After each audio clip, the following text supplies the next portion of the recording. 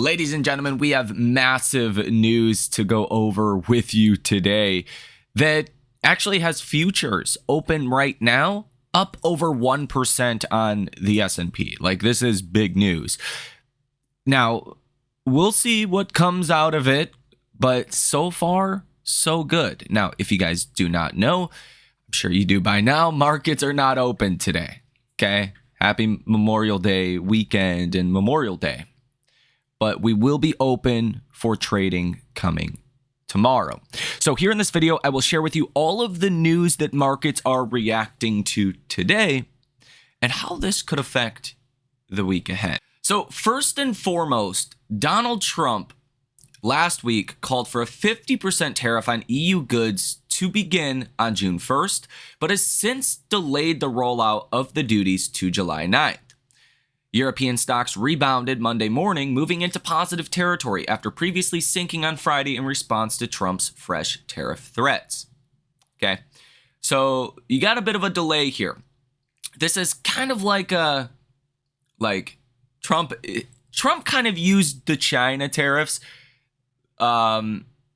as credibility for everybody else. Like, when Trump says something outrageous, like, he might just actually do it. So it's getting countries to actually act, okay? And that's why Wall Street does take what Trump says as, at least to some degree, on face value. And that is why stocks sold off in the second part of last week. Well, as of right now, futures are actually up for tomorrow. About 1% for the Dow, 1.2% for the S&P, and Nasdaq's up about 1.5%.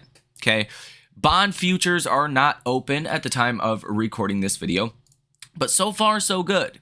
The stock 600 is up about 1%. The DAX is up 1.5%. FTSE down about. FTSE doesn't look like that's actually open today, but the European markets, generally speaking, also doing pretty good. That's a sign that we're going to have a good day tomorrow. But again, you do have to ultimately see some follow through from this. You need to see negotiations start to go the right way, or talks even start.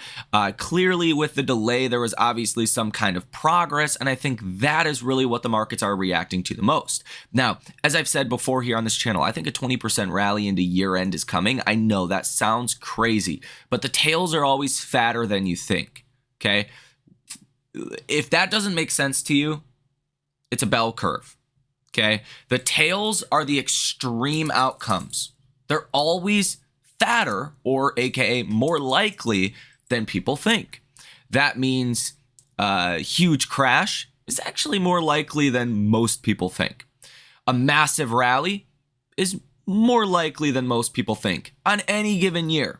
Okay, if you assign a 1% probability to something, it's probably more like a 3% probability. If you assign a 10% probability, it's more like 15 or 18%. Okay. That's what that means. And that's why you have to be prepared for tail risk events on both sides. Positive tail risk events and negative tail risk events. In fact, tail risk events are really the biggest movers of markets, because markets are largely based on expectations. So when you get something that is not expected, positive or negative, that's what moves markets the most. I know it gets deep. The psychology of markets is actually pretty insane. And I've spent a lot of time over the last 10 years studying that. And I, again, like to share that with you, bits and pieces here on the channel. But I do think a 20% rally is coming. I think at the end of the day, 6 months from now, we're going to be in a situation where we have trade deals. Trade war is over. Okay. China, Europe, Middle East, Japan, South Pacific, China region, Vietnam, Taiwan, blah, blah, blah. All of that's over with, okay? We're going to be in a situation where maybe we have more open trade with other countries. I think that could be a positive factor for corporate earnings, okay? We're going to be in a situation where hopefully the tax bill gets passed. Okay, there was some bad news over this weekend that Some GOP senators, Republican senators, are holding out on this tax bill, that they don't want to see this tax bill go through, and there may be enough of them to not get it to go through. No tax on overtime, no tax on tips. If that goes through, could be a big driving factor for the consumer to help pull the consumer out of a recession. I'm optimistic the tax bill gets done and we ultimately see, more consumer spending behaviors. Now, beyond that, Elon Musk and many other prominent investors and entrepreneurs in this country have made it clear the deficit's going to be the deficit. We're not going to fix that at this point. If Doge couldn't fix it, if a Republican presidency couldn't help at all, the only way we get out of this crisis is with extreme economic growth. The White House believes 4.5% to 5% growth is achievable over the next, couple of years. That would definitely do a lot to fix the fiscal situation that this country is facing. Okay? If we get that in a situation where we have open trade, where we don't see inflation, because again, even the Fed doesn't understand this. Inflation is a money printing phenomena. We're not doing that right now, even though you could say deficits are kind of like that, but it's different than like giving out stimulus checks. We see inflation these days when we give out stimulus checks, when we give out like money to people, okay, and mix that with supply chains, so on and so forth. So I don't think we're going to have inflation.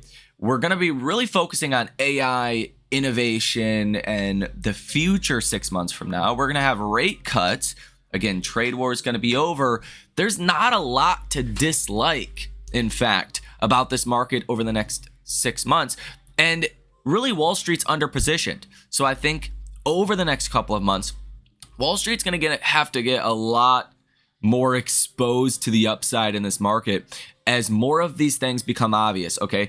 I believe I will be correct on this. I'm not a fortune teller. I do not have a crystal ball. I could be wrong. But at the end of the day, I think I'm just really, really early to this, okay? And by the time Wall Street's talking about this, the market's probably up another 10%.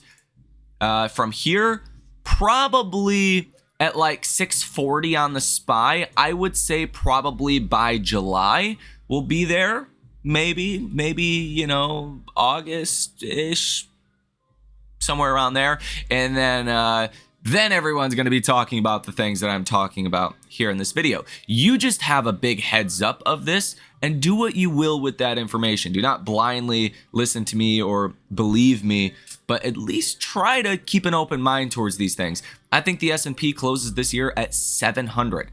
That's a 20% rally, or it was a 20% rally. 700 on the SPY would be almost a 21% rally from here.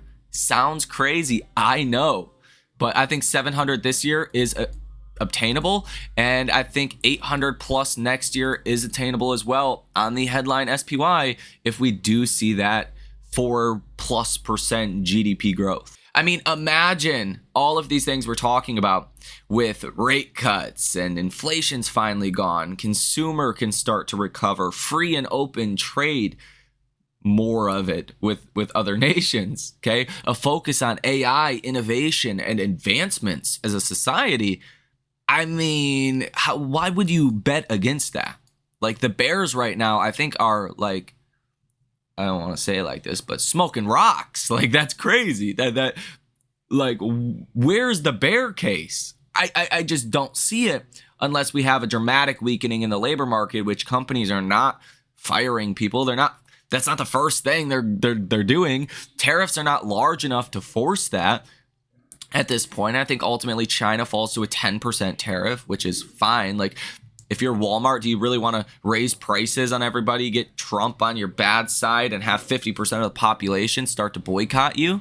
Probably not. Okay?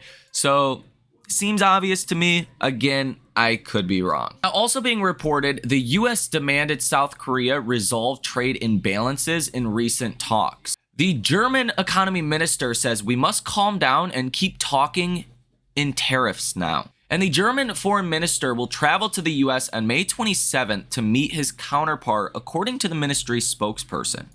China's finance ministry on Moody reaffirming China's rating says, quote, it is a positive reflection of the Chinese economy's upward trend. They also say China's incremental and existing policies will provide firm support for the economic development. Now, EU spokesperson declines to give details of a discussion between von der Leyen and Trump on Sunday. But the EU spokesperson says the call between von der Leyen and Trump has given new impetus to trade talks. The EU's 0 for 0 proposal is still on the table in talks with the US, according to the EU spokesperson. That means 0 tariffs from us, 0 tariffs from you.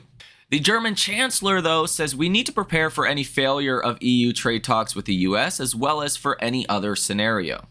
Donald Trump says, following this conversation with some of the EU trade representatives, he says that countries from all over the world want to make trade deals with us. It is a beautiful thing to see. The good old USA will soon have tremendous growth and be stronger than ever before. Now, also this week, we have a bunch of big earnings, like a bunch of them, okay? Monday, you have Joy. It says in after hours. Today's Monday. Markets are closed. Tomorrow morning, AutoZone, Scotiabank, some others. Tomorrow in after hours, you have Okta and Box. Wednesday pre-market, Dick's Sporting Goods, Abercrombie & Fitch, Macy's, and BMO. Wednesday in after hours, get this, NVIDIA. Good old NVIDIA still is not reported. They come out on Wednesday. Salesforce, C3 AI, ELF, Nutanix, Agilent Technologies, Viva, Centennial One, Pure Storage, and Synopsys. Thursday pre-market, you have Foot Locker, Best Buy, Kohl's, Hormel Foods, Futu, Burlington, and Build-A-Bear Workshop. Thursday, you have Marvell, Costco, Dell, Elastic, Zscaler, Ulta, Gap, American Eagle, NetApp, and Ambarella. So this is actually a big AI week, a big data center week, a big really software week, specifically with AI, okay? NVIDIA is always a big catalyst for markets.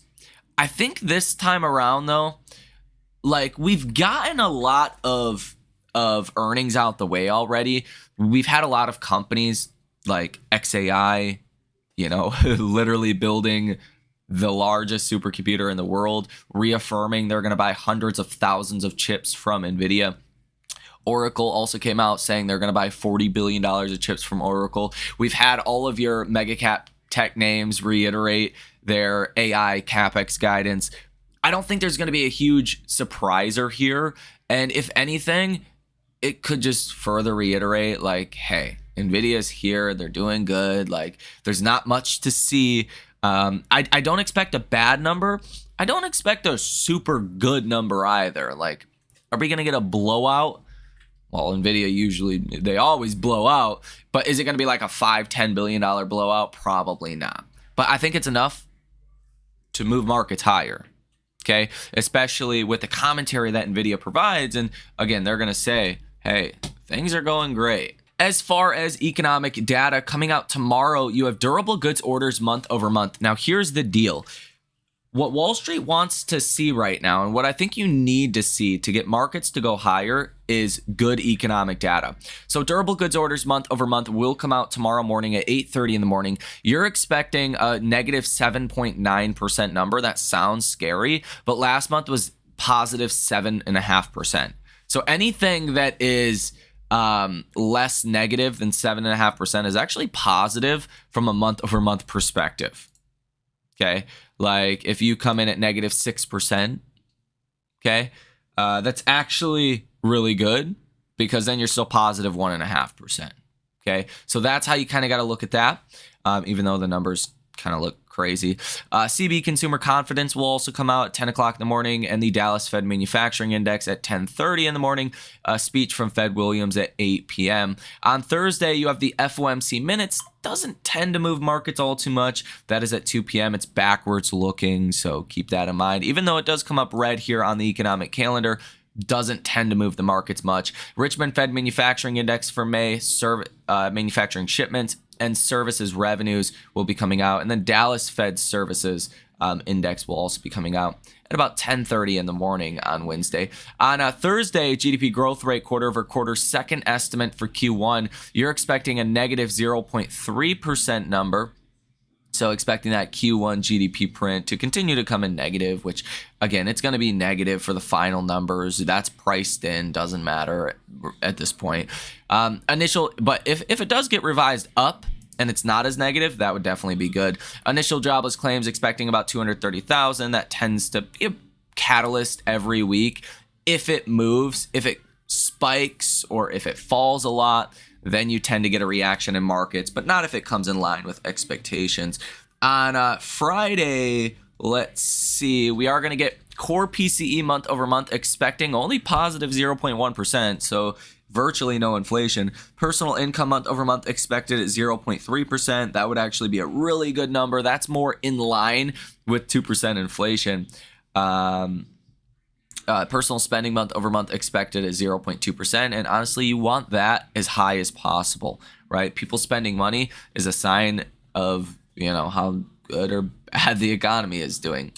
Wholesale inventory, Chicago PMIs, Michigan consumer sentiment, final numbers for May, all kinds of different things are going to be coming out on Friday. And really throughout the week, there's going to be smaller data sets, bond auctions here and there. Lately, bond auctions have actually been pretty important and was one of the factors that was driving up 10-year Treasury yields because investors were just not buying the bonds at the auctions. And that's why 10 years hit almost 4.6%. You're back down to 4.5% if we do get good inflation numbers this week. With PCE, if we do get,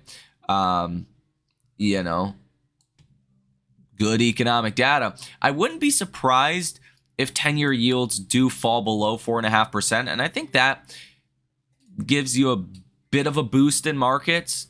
Just from an algorithmic perspective, as I've said before here on this channel, above 4.5% is kind of a pain level on the 10-year from the algorithms that do like 80% of the trading volume, right? Most trades are not done by people clicking, hey, I want to buy this or I want to sell this. It's mostly done by computers. And above 4.5%, it does seem like there is more sell orders on stocks broadly versus if it falls below 4.5%. That could actually trigger some buying in markets, but again, we'll have to see. So with that said, ladies and gentlemen, let me know your thoughts on this down below in the comment section. Have a great rest of your day. Happy Memorial Day, and I will see you in the next one.